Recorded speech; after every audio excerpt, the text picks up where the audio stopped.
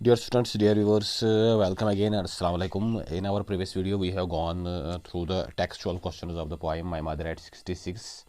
तो हमने देखा कि ये पोइम क्या थी और इसका जो सब्जेक्ट मैटर था वो क्या था, लेकिन लास्ट पे ये हम भूल गए। ये हम थोड़ा बहुत देखेंगे। Notes that the whole poem is a single sentence punctuated by commas.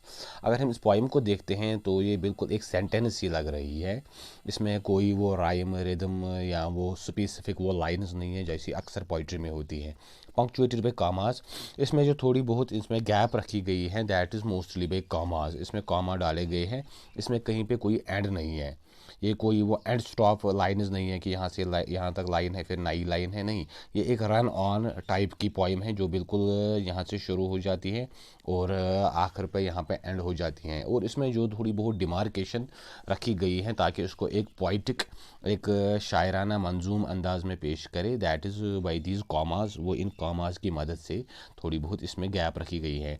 It indicate a single thread of thought. ये एक तरह का थॉट है, जो एक तरह का ख्याल है पोइट का, जो पोइटस का, जो फ्रॉम बिगिनिंग टिल एंड वो एक शुरू हो जाता है और एंड पे जाके ख़त्म हो जाते हैं। इसमें कोई गैप नहीं है। Interspersed with observations of the real world around and the way these are connected to the main idea. और इसमें जो है दैट इज़ जो पोइटस हैं, ये दुनिया के जो ये एक्सपीरियंसेस हैं, दुनिया की जो ये ऑब्जर्वेशंस हैं वो इसमें बताती हैं कि उसने क्या एक्सपीरियंस किया है। माने हिज मदर टर्न्स ओल्ड, जब उसकी माँ बूढ़ी हो गई तो, and the way these are connected to the main idea. और जो इसका मेन आइडिया है कि उसकी माँ जो है ही इज़ एट 66, वो 67 साल की हो गई हैं, वो अब बूढ़ी हो चुकी हैं। तो वो सब चीज़ें उसके साथ वो कनेक्ट कर रहे हैं, उसी थॉट के इर्द गिर्द वो सारा ये बयान कर रही है।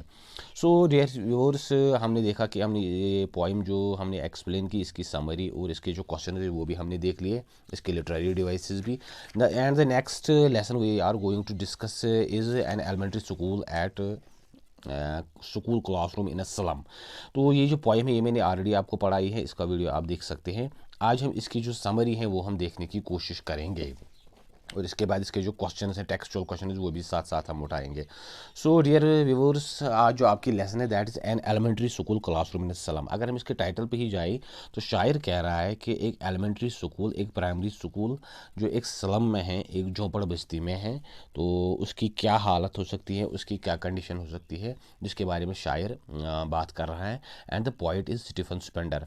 और सबसे पहले थोड़ा बहुत पोइट के बारे में भी देखेंगे। Stephen Spender was a poet and English essayist. Spender जो था वो एक अंग्रेज़ था, एक तो शायर था और दूसरा एसेइस्ट था, इन शायर निगार था। इसकी जो बर्थ हुई है वो 99 को हुई है और 1995 में इसकी डेथ हो गई है। Spender had keen interest in politics. Spender को सियासत में बड़ी गहरी इंटरेस्ट थी। And so he declared himself as a socialist. वो कुछ टाइम के लिए सोशलिज्म से भी इन्फ्लुएंस हो गया और उसके साथ इसने अपने आप को एसोसिएट किया, जो मार्क्स की आइडियोलॉजी थी, जो रशियन कम्युनिज्म था, एंड उस चीज़ के साथ। एंड पैसिफिस्ट, पैसिफिस्ट हम उन लोगों को कहते हैं जो अमन के दाई होते हैं, who promoted peace and who promoted harmony in the world, जो चाहते हैं कि दुनिया में अमन और शांति और सुकून बरकरार रहे। His work concentrated on themes of social injustice and class struggle. उसके जो वर्क्स हैं, उसकी जो लिटरेरी जो उसने ये शायरी या कोई दूसरी चीज़, ऐसे या दूसरी चीज़ उन्होंने लिखी है, उसमें खासकर जो कंसंट्रेट वो करता है, जो उसका फोकस होता है that is on social injustice, जो समाजी नाबराबरी है या समाजी नाइंसाफ़ी हैं सोसाइटी में, जो अपर क्लास लोअर क्लास है, एंड द क्लास स्ट्रगल, और जो तबकाती एक वो जद्दोजहद है अमीर और गरीबों के दरमियान, कैपिटलिस्ट और जो वर्कर है उसके दरमियान, वैसे ही जो फ्यूडल लॉर्ड है और जो पीजेंट है उसके दरमियान। तो जो ये क्लास स्ट्रगल है between upper classes and lower classes, और जो सोशल इनजस्टिस है, जो मार्क्स ने कहा था जो कम्युनिज्म की बेसिक चीज़ें हैं, उन पे इसका ज़्यादा फोकस रहता है, जो हमारा पॉइंट है Stephen Spender. Now, introduction to the lesson is like this. The poem written by Stephen Spender describes the social inequalities which are prevailing in the society. जो poem है हमारी आज की an elementary school classroom in a slum, तो ये Spender ने लिखी है and it describes the social inequalities. ये समाजी नाबराबरियों के बारे में बात कर रहा है, which are prevailing in the society, जो हमारी सोसाइटी में बिल्कुल मौजूद हैं, एग्जिस्ट कर रही है। In the poem, he describes the condition of the students of an elementary school which is situated in a slum area. The poet wants to draw attention of everyone towards these kids so that their life can be improved and they might get train to become good citizens rather than criminals. और इस poem में जो शायर बात कर रहा है, he describes the condition of students of an elementary school. वो एक ऐसे एलिमेंट्री, ऐसे प्राइमरी स्कूल के बारे में बात कर रहा है which is situated in slum area, जो एक झोंपड़ बस्ती में आबाद है, झोपड़ बस्ती में जो सिचुएटेड है, गरीबों की जो बस्ती होती है। तो the poet wants to draw attention of everyone towards these kids. जो शायर है वो सबकी अटेंशन चाहता है कि टुवर्ड्स दीज किड्स, इन बच्चों की तरफ, कि सब इनकी तरफ तवज्जो दे, ताकि so that their life can be improve, ताकि इनकी जो ज़िंदगी है वो बेहतर हो सके, वो लाइफ में प्रोग्रेस कर सके, वो लाइफ में आगे बढ़ सके। And they may get train to become good citizens rather than criminals. और शायर चाहता है कि उनको ऐसी ट्रेनिंग की ज़रूरत है, ऐसी तालीम और तरबियत की ज़रूरत है, that they will become good citizens, they will become profitable citizen for a country. वो अपने मुल्क के लिए, अपने लोगों के लिए फ़ायदेमंद, नफ़ा बख्श बने, रादर दैन क्रिमिनल्स, ना कि वो चोर चके और मुजरिम बने, क्रिमिनल्स बने। सो ये थी पोइम की इंट्रोडक्शन। इसके बाद जो इसकी समरी है वो इस तरह से है। द समरी ऑफ एनस्टीन का एक कोड मैंने यहाँ पे लिखा है। एनस्टीन ने एक बार कहा था, ability is of no use without opportunity. आपकी एबिलिटी का कोई फ़ायदा नहीं, वो बिल्कुल ज़ाया हो जाएगी विदाउट अपॉर्चुनिटी, अगर आपको मौका नहीं दिया गया। तो यहाँ पे भी ये पोइम जो है तकरीबन इसी चीज़ के बारे में बात कर रही है कि अगर आपको मौका ना दिया गया तो आप कितने ही जीनियस क्यों ना हो, आप ज़्यादा कुछ आगे नहीं जा पाओगे, कुछ प्रोग्रेस नहीं कर पाओगे। और ये चीज़ इन स्लम्स में जो ये बच्चे हैं इन पे ये फिट आती हैं। This poem by Stephen Spender gives a vivid description of his school classroom in a slum and the children in the class. ये पोइम बिल्कुल एक वाज़िया, स्टीफन स्पेंडर इसमें बिल्कुल एक वाज़िया तौर पर बयान कर रहा है एक स्कूल क्लासरूम के बारे में, जो एक स्लम में है, एक झोंपड़ बस्ती में है, एक गरीबों की बस्ती में है, and the children in the class, और उन बच्चों के बारे में जो उस क्लास में है, उनकी क्या कंडीशन है। The faces of the children are dull. शायर कह रहा है कि अगर आप इनके चेहरों को ही देखेंगे, इन बच्चों के, वो बिल्कुल डल हैं, बोरिंग है, डिसइंटरेस्टेड है, उनको पढ़ने लिखने से जैसे कोई वास्ता नहीं है, कोई इंटरेस्ट नहीं है, कोई शौक नहीं है। Their appearance show that they are unwanted. उनकी अपीयरेंस, उनके कपड़ों से ही या उनकी हालत से ही पता चलता है दैट दे आर अनवांटेड, उनकी किसी को ज़रूरत नहीं है, गवर्नमेंट को इसकी कोई ज़रूरत नहीं है, कोई इंटरेस्ट नहीं है कि वो पढ़े या ना पढ़े, या दूसरे लोगों को।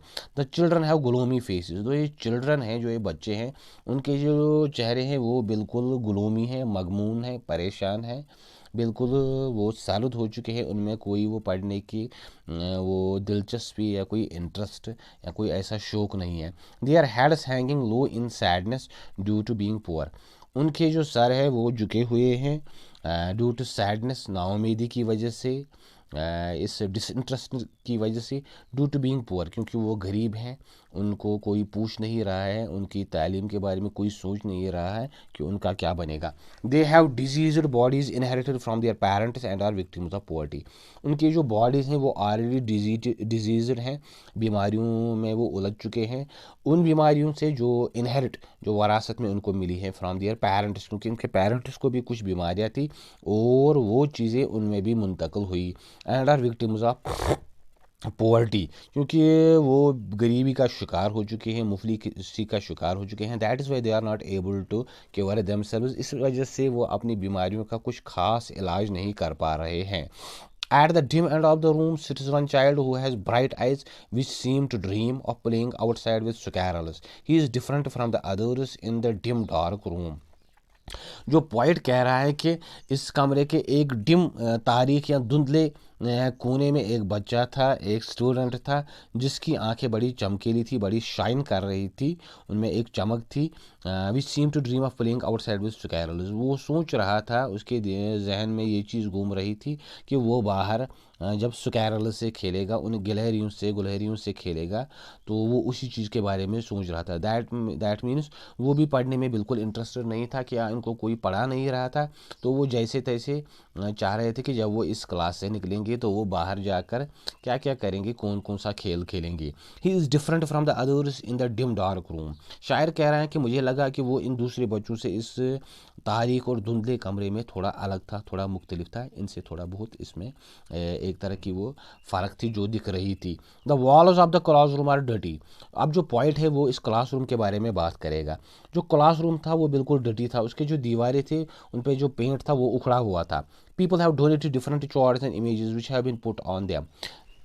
शायर कह रहा है कि लोगों ने कुछ चीज़ें इनको डोनेट की थी, कुछ चीज़ें इनको दी थी जो उन्होंने इस दीवार पे लगाई थी, ताकि इसकी जो ये डर्टीनेस है, इसको ये गंदगी है या इसकी जो ये बिल्कुल बदशक्ली है, तो इसकी अगलीनेस को छुपा सके। One of them is the picture of the great play right dramatist Shakespeare. शायर कह रहा है कि उनमें से एक पिक्चर थी, वो एक मशहूर ड्रामेटिस्ट, इंग्लिश लिटरेचर का जो सबसे मशहूर ड्रामेटिस्ट है शेक्सपियर, उसकी थी। हिज हेड इज़ बॉल्ड, उसका सर गंजा है। His head is bald and resembles the rising sun। शायर कह रहा है कि उसका सर जो था वो गंजा था, उस पर बिल्कुल बाल नहीं थे, और resembles the rising sun, वो बिल्कुल उस चढ़ते सूरज की तरह दिख रहा था। शेक्सपियर सर से गंजा था। तो the next poster is of the Tyrolese valley. जो दूसरा पोस्टर क्लास में लगा हुआ था वो टायरोलीज वैली था। टायरोलीज वैली ऑस्ट्रेलिया का एक बड़ा खूबसूरत इलाका है, बड़ा अल्पाइन रीजन है, सरसब्ज शादाब इलाका है, लश ग्रीनरी है वहाँ की। तो उस इलाके का था, full of churches and flowers. उसमें जो वहाँ के चर्चेस थे, गिरजाघर थे, उनकी तस्वीरें बनी हुई थी, और जो फ्लावर्स वहाँ जो फूल पत्ते थे उनकी तस्वीरें बनी हुई थी, विद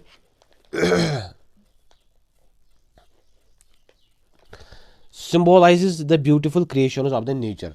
और ये सब चीज़ें कुदरत की जो खूबसूरत चीज़ें हैं, जो कुदरत ने खूबसूरत चीज़ें क्रिएट की हैं, तख्लीक की हैं, बनाई हुई हैं, उन चीज़ों को सिम्बोलाइज करता था ये जो अल्पाइन रीजन था या ये दूसरी पिक्चर्स थी। Another one is a map of the world. शायर कह रहा है कि जो एक और तस्वीर थी वो एक मैप था वर्ल्ड का। And to these children the world is not the one shown in these pictures. शायर के ख्याल में इन बच्चों के लिए इस तस्वीर का कोई फ़ायदा नहीं था, क्योंकि वो इस वर्ल्ड को जानते ही नहीं थे जो इस तस्वीर पे बना हुआ था। But it is the one they see out of the classroom window. उनके हिसाब से, बच्चों के हिसाब से, उनकी दुनिया तो यही थी जो झोपड़ बस्ती थी, जो इनको अपने इस स्कूल की खिड़कियों के बाहर जो मंज़र नज़र आ रहा था, जो वहाँ पे सीन था, जो सिचुएशन थी, इस कंडीशन थी, सर्कमस्टेंसेस थे, तो उनके हिसाब से उनका वर्ल्ड वही। They are trapped in the slums. शायर कह रहा है कि वो इन स्लम्स में, इन झोपड़ बस्तियों में बिल्कुल ट्रैप हो चुके थे, जैसे कैद हो चुके थे, वो इसे निकल नहीं पा रहे थे। Their future is dim and hopeless. उनका जो फ्यूचर है, उनका जो मुस्तकबिल है, वो बड़ा डार्क नज़र आ रहा है, डिम नज़र आ रहा है, एंड होपलेस, और उसमें एक नाउमेदी है, एक धुंधलापन है, एक नायकीनी, बेयकीनी है। दैट्स वाई उनको इस वर्ल्ड की जो ये मैप था उससे कोई फ़र्क नहीं है। They have a dark future as their option in life are limited. उनका फ्यूचर बड़ा डार्क है क्योंकि उनके जो ऑप्शंस हैं लाइफ में वो बड़े लिमिटेड हैं, महदूद हैं। And are covered with dismay, और उस पर जो कवर है वो नाउमीदी का है, इसमें कोई चांस नहीं है कि वो ज़्यादा आगे बढ़ सके, क्योंकि उनकी जो एजुकेशन है, उनका जो दूसरी फैसिलिटीज़ हैं वो बिल्कुल नहीं है। तो वो ज़्यादा यही नज़र आ रहा है कि that they are not going to achieve something big in their lives. वो अपनी ज़िंदगी में कुछ बड़ा नहीं कर पाएंगे। They are far away from the bright light of knowledge. शायर कह रहा है कि वो इल्म की रोशनी से बिल्कुल कोसों दूर थे। तो जो इल्म है, जो अदब है, जो नॉलेज है, तो इससे लग रहा था कि उनका कोई वास्ता नहीं है, वो कुछ लाइफ में आगे जाके नहीं कर पाएंगे, क्योंकि उनकी जो कंडीशन थी स्कूल की वो बिल्कुल ख़राब थी, और वहाँ उनको ना कोई पढ़ाता था, ना उनको कोई पूछता था कि वो क्या कर रहे हैं, क्या सीख रहे हैं।